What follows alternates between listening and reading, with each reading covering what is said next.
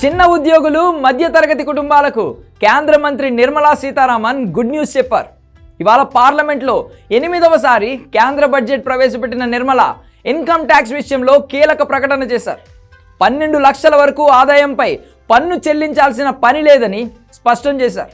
ఇది కొత్త పన్ను విధానంలో వర్తిస్తుందని పేర్కొన్నారు. స్టాండర్డ్ డిడక్షన్ 75,000తో కలిపి మొత్తం 12,75,000 వరకు ఆదాయంపై పన్ను చెల్లించాల్సిన అవసరం ఉండదు.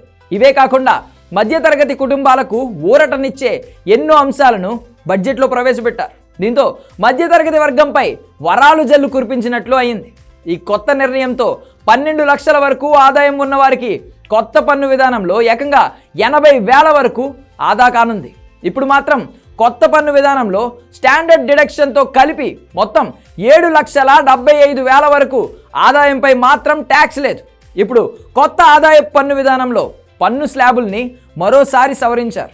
అంతకుముందు 3 లక్షల వరకు ఆదాయంపై కనీస పన్ను మినహాయింపు పరిమితి ఉండేది. ఇప్పుడు దానిని 4 లక్షలకు పెంచింది. ఇక 4 నుండి 8 లక్షల ఆదాయంపై 5% ట్యాక్స్ రేట్లున్నాయి. 0 నుండి 4 లక్షల వరకు ఎలాంటి ట్యాక్స్ కట్టాల్సిన అవసరం లేదు. 4 నుండి 8 లక్షల వరకు 5% ట్యాక్స్ ఉంటుంది. 8 నుండి 12 లక్షల వరకు 10%, 12 నుండి 16 లక్షల వరకు ఆదాయంపై 15%, 16 నుండి 20 లక్షల వరకు 20%, 20 నుండి 24 లక్షల వరకు 25% ఉండగా 24 లక్షల పైన ఆదాయంపై 30% ట్యాక్స్ పడుతుంది. అయితే పై 12 లక్షల వరకు ఆదాయంపై 10% ట్యాక్స్ ఉన్నప్పటికీ ట్యాక్స్ రిబేట్ పరిమితి 12 లక్షలకు పెంచిన నేపథ్యంలో ఇప్పుడు 12 లక్షల వరకు ట్యాక్స్ చెల్లించనక్కర్లేదు. 12 లక్షల పైన ఆదాయం ఉన్నవారు మాత్రమే పైన ట్యాక్స్ స్లాబుల్ని బట్టి ట్యాక్స్ కట్టాల్సి ఉంటుంది.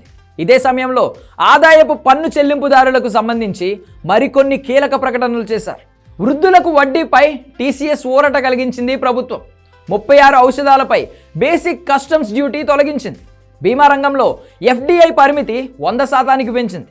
గిగ్ వర్కర్స్ కూడా ఆరోగ్య బీమా ప్రకటించగా కిసాన్ క్రెడిట్ కార్డ్ పరిమితిని 3 నుండి 5 లక్షలకు పెంచింది. ముఖ్యంగా ఇన్కమ్ ట్యాక్స్ విషయంలో కేంద్రం తీసుకున్న నిర్ణయంపై దేశవ్యాప్తంగా హర్షం వ్యక్తమవుతోంది.